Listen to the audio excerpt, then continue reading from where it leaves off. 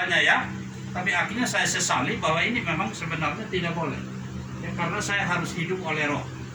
Nah, kadang-kadang kita itu perjuangan dalam kehidupan beriman kita itu ada di sini. Hidup oleh roh atau hidup oleh daging.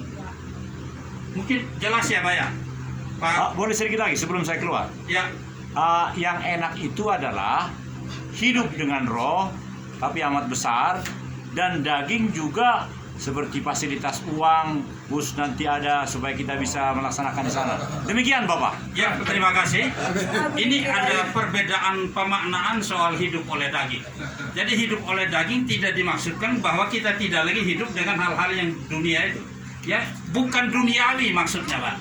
Ya, duniawi dalam arti yang negatif. Ya, tapi soal kebutuhan kita akan uang itu pasti. Ya, saya setuju dengan Ibu Gembala bahwa ketika kita semakin diberkati, kita semakin menjadi berkat. Bagaimana saudara bisa menginjil kalau saudara nggak punya ongkos? Bisa pulang nggak? Jalan kaki sudah 2 tahun baru sampai. Ya, bagaimana kita bisa menginjil kalau saudara kelaparan di tengah jalan? Ya, bagaimana saudara bisa menolong mereka yang lapar kalau saudara sendiri lagi kelaparan sekarat? Nah, itu jadi doktrinnya itu salah, bahwa orang Kristen itu jangan nyinggung-nyinggung uang. Nah, sehingga di situ kayaknya rohani. Nah, saya maaf ya, Johan, kita share ya. silakan. Jadi mengenai yang tadi, asal jangan duniawi.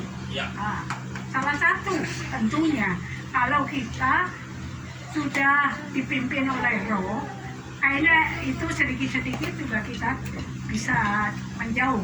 Tapi ada yang penting yang kita perlu waspada, yaitu kalau nggak hati-hati, karena latar belakang kita tuh memang udah Kristen dari dulu, tapi Kristen dulu itu tentunya belum lahir baru.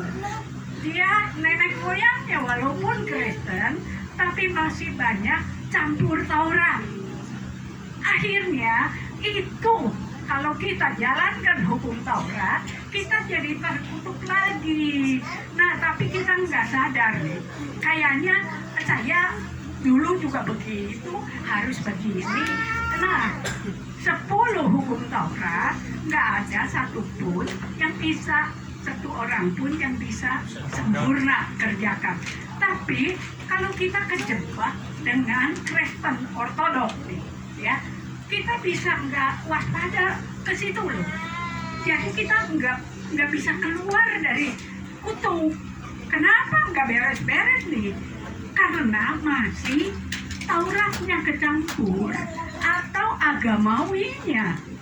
Karena ini keturunannya memang nenek moyang sudah Kristen, tapi jalan keluarnya gimana? jalan keluarnya tentu itu kan? betul. Jalan keluarnya yang tadi sepotong tuh, percaya, bukan karena kekuatan kita, bukan kita ngandalkan. Makanya Tuhan kasih tahu, terkutuplah kamu kalau ngandalkan orang atau ngandalkan diri sendiri dengan kekuatan, karena Tuhan sudah selesaikan. Tapi di sini memang gak gampang untuk percaya, karena kita dihadapkan, kita masih hidup di atas bumi.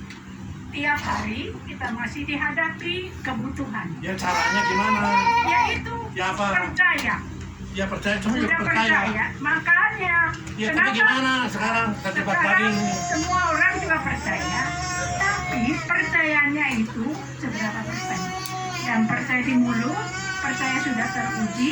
Maka sekarang saya seringkali nanya juga kepada orang, percayanya itu memang Gini, ini karena daging jadi kita itu tidak bisa seperti Yesus. Caranya sekarang kuncinya satu, pentahiran. Daging ini matikan. Kalau ini tidak dimatikan, kita tidak bisa seperti Yesus. Bagaimanapun tidak bisa sempurna, karena daging bicara terus. Ya, yang merokok dulu Johan, kalau tidak ditahirkan ini rokoknya terus saja. Begitu dia lepaskan, itu juga saya ancam. Johan, kamu merokok ya? Iya, itu enak bener. Gua tahirin dulu setengah mati, 5 kali 6 kali dilurain, tenang dia yang merokok. Sekarang kalau kamu masih merokok, nanti akan kali kamu ditahirin harus bayar. Ini udah tahu sendiri, berdiri. Ya, kita bicara ya. Jadi melalui pentahiran itu adalah satu kunci yang luar biasa. Tapi kalau saudara tidak mau tanggalkan diri sendiri atau duniawi, mau 50 kali pentahiran juga tidak ada perubahan. Masalahnya di situ juga. Tidak ada perubahan. Yang penting mau perubahan, tanggalkan diri kita.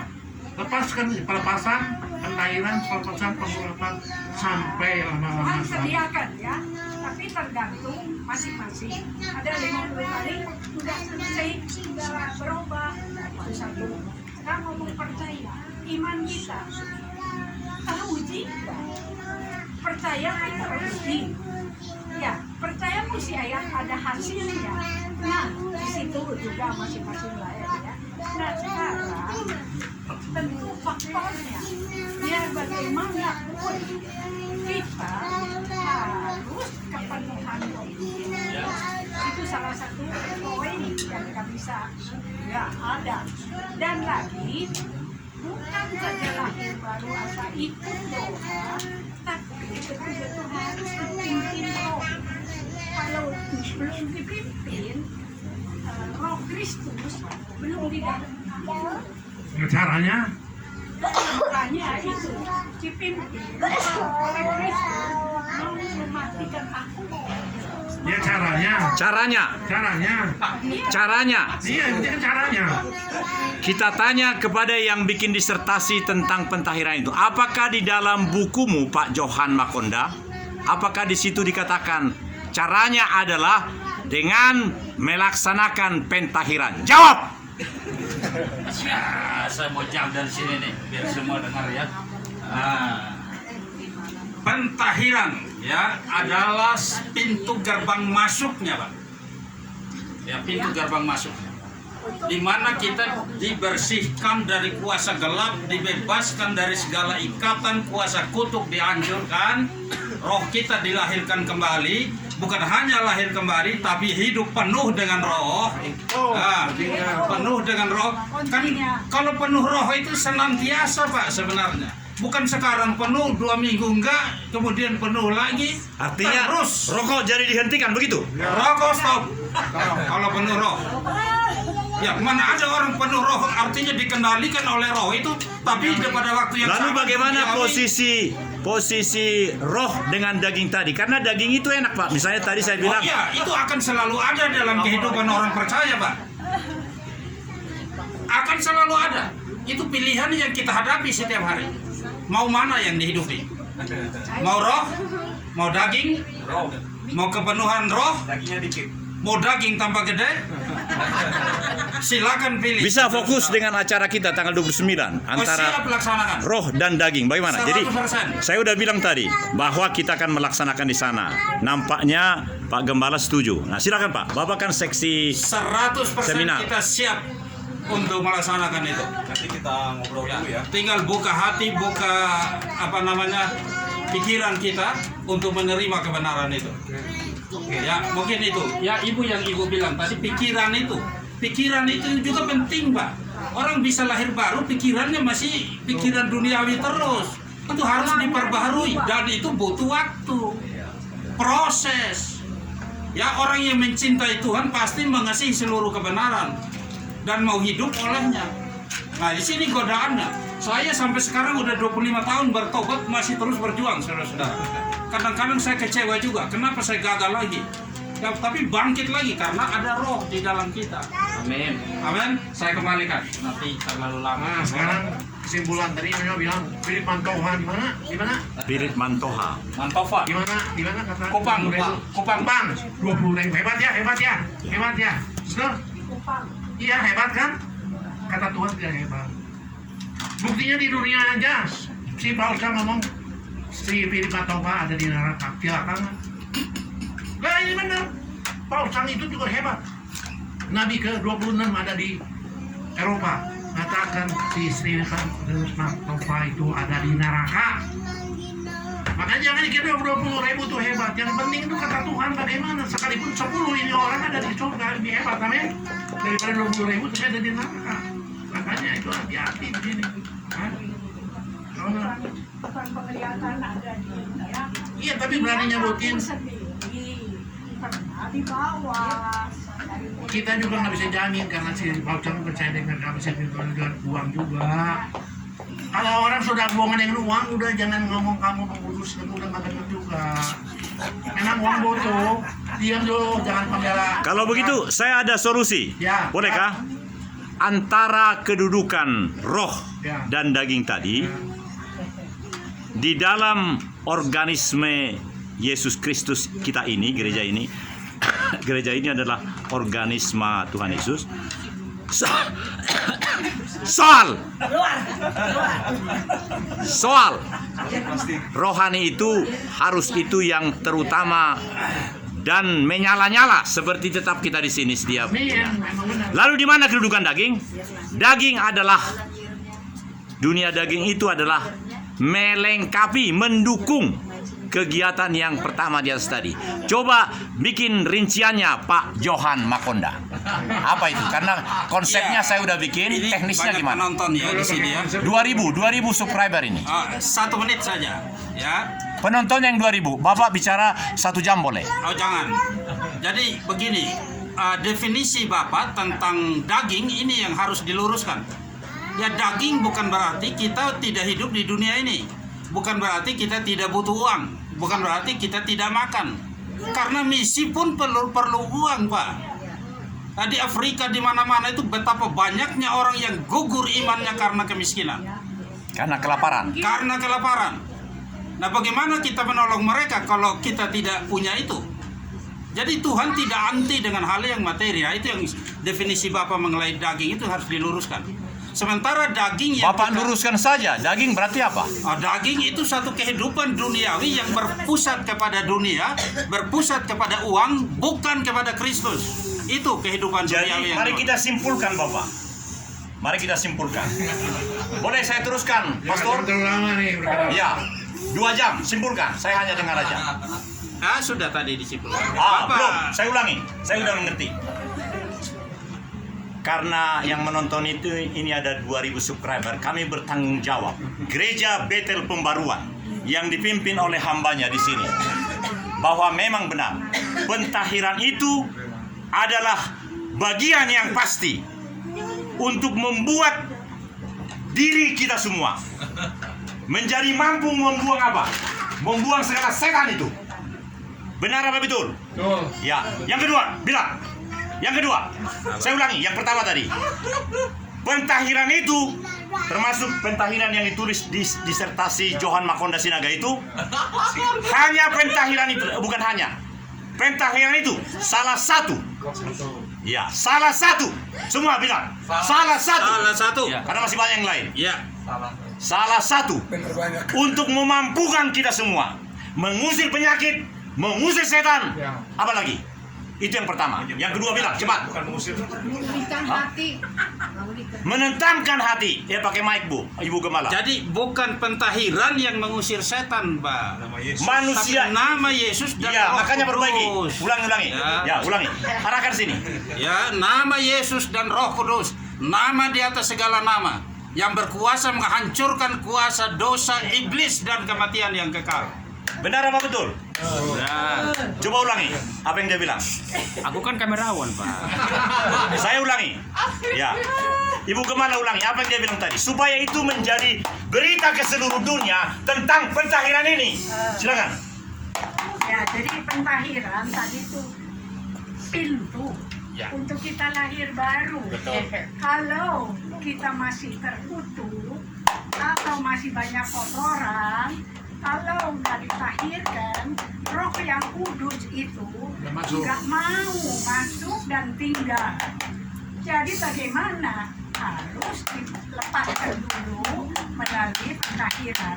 Kalau rohnya sudah masuk, berarti disitulah awalnya hidup baru, hidup secara roh, walaupun belum dipimpin roh. tapi dia sudah pindah dari lingkungan gelap ke kerajaan Allah, ya. Jadi dia statusnya sudah lain. Dia sudah dapat keselamatan jadi anak Allah. Kalau sudah jadi anak Allah, kita sudah jadi ahli waris. Kalau sudah jadi anak Allah, diberinya kuasa. Nah, di situ dia mulai bertumbuh secara rohani. Dan di mana pertumbuhan itu tentu itu progresif, ya, nggak bisa sekaligus. Nah, makanya dari situ titik poinnya bagaimana supaya roh Allah masuk.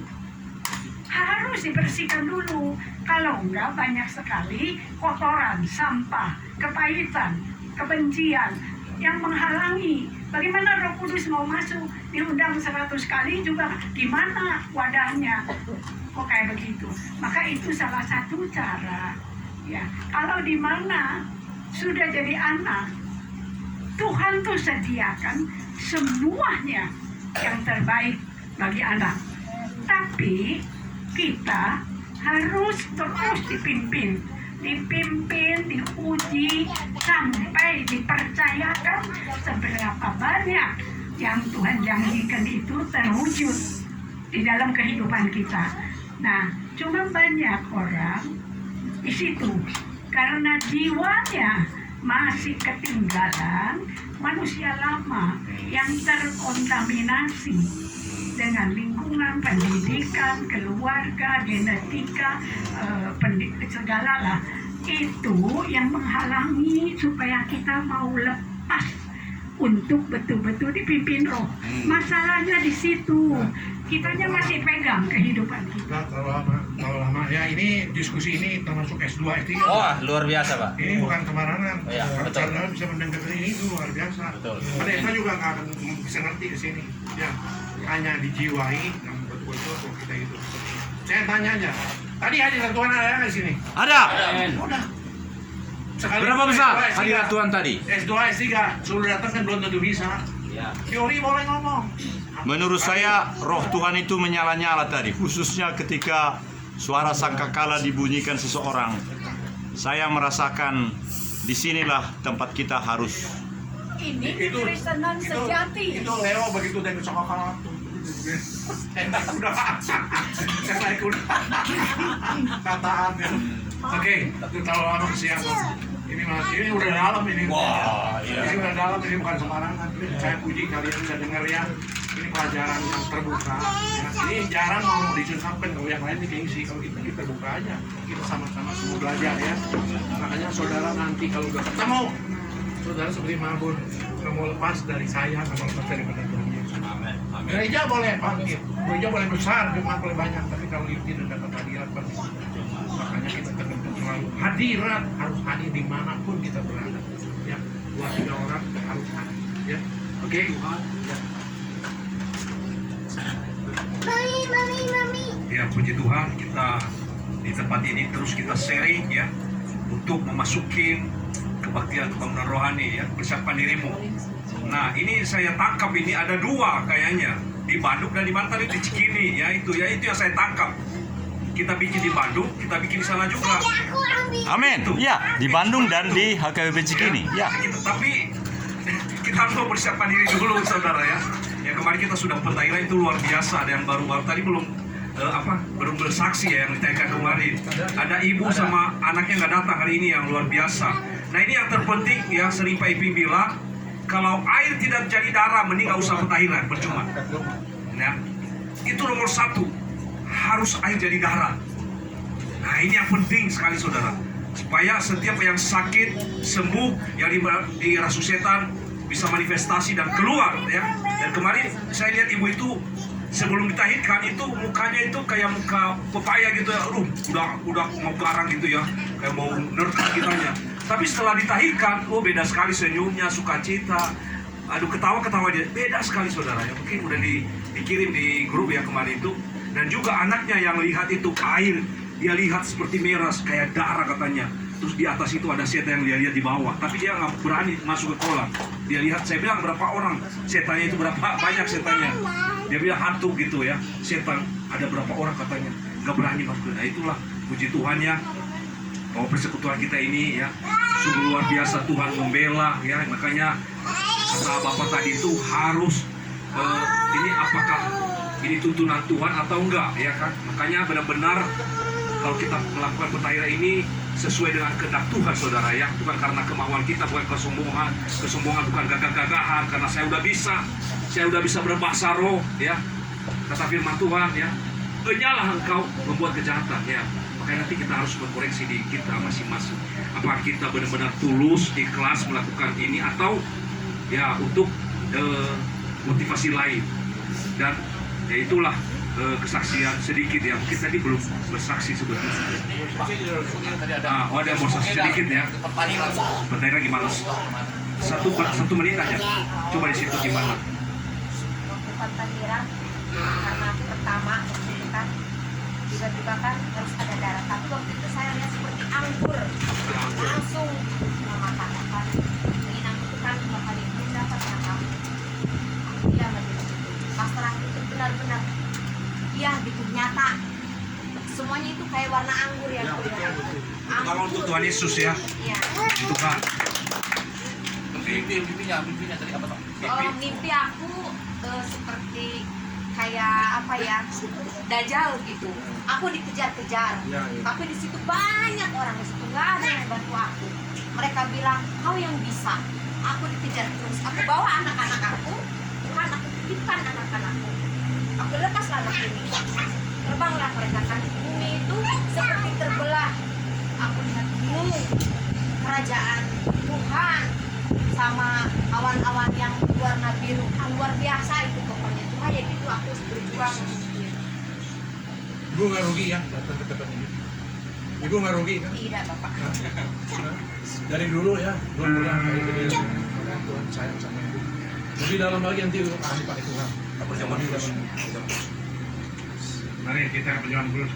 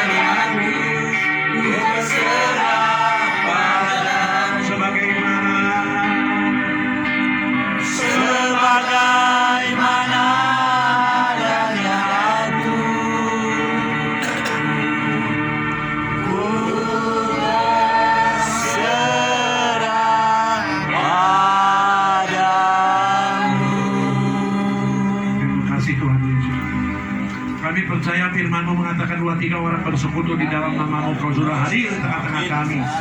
Di tempat ini Tuhan, lebih dari 2-3 orang pasti Roh Kudus sudah hadir dan kami mengadakan satu perjamuan kudus.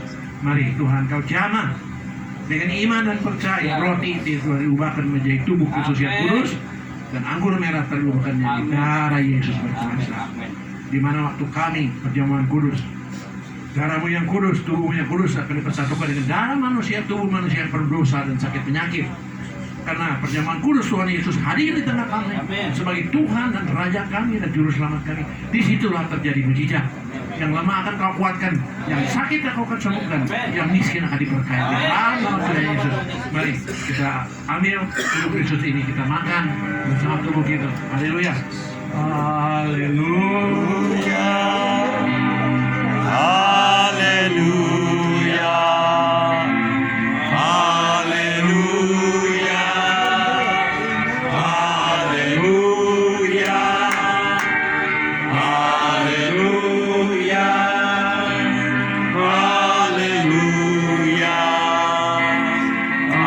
Haleluya. Haleluya.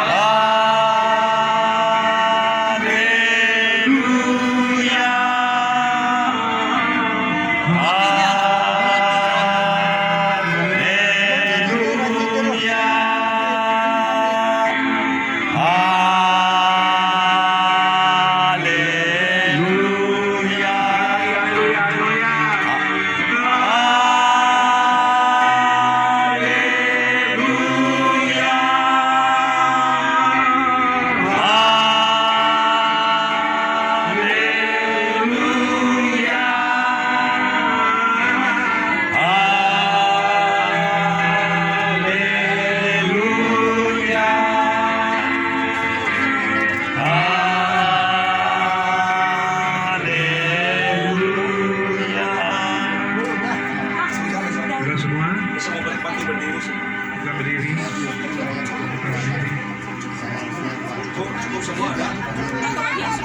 Semua sudah dapat?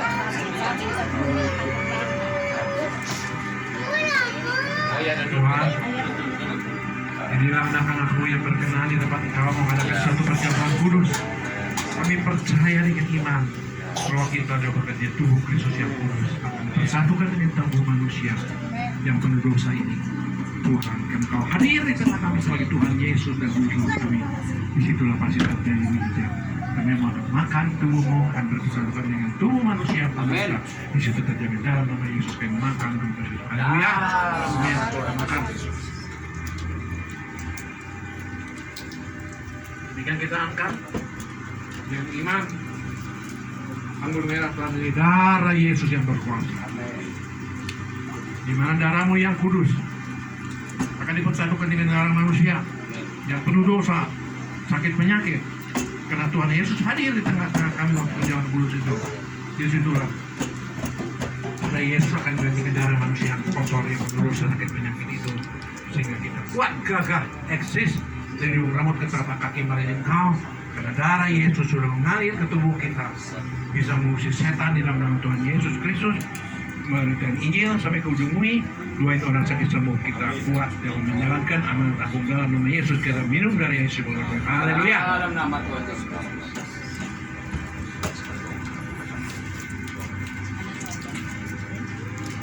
Saudara-saudara, mari angkat kedua tangan saudara. Karena saudara-saudara sudah diberkati tempat ini, sudah melayani perjamuan kudus, tubuh jiwa roh kami sudah dibersihkan, dikuduskan oleh Tuhan. Pulanglah membawa berkat dari Tuhan Yesus sampai selama-lamanya. Anak cucu kita diberkati Tuhan, usaha kita, apapun pelayanan kita, Tuhan akan berkati dalam nama Tuhan Yesus menjadi berkat. Haleluya, amin. Bapa surgawi, ajarku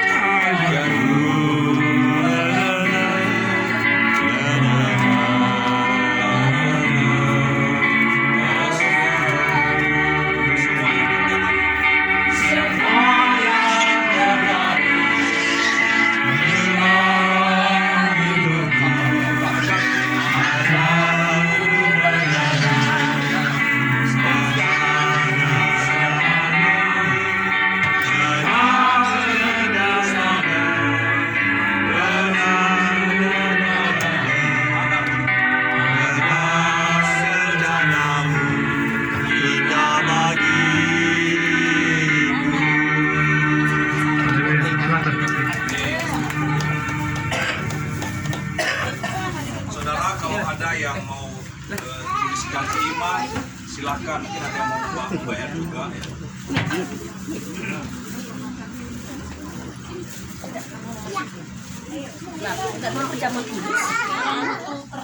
Bagian akhir dari program ini, Tuhan Yesus memberkati. Shalom, shalom.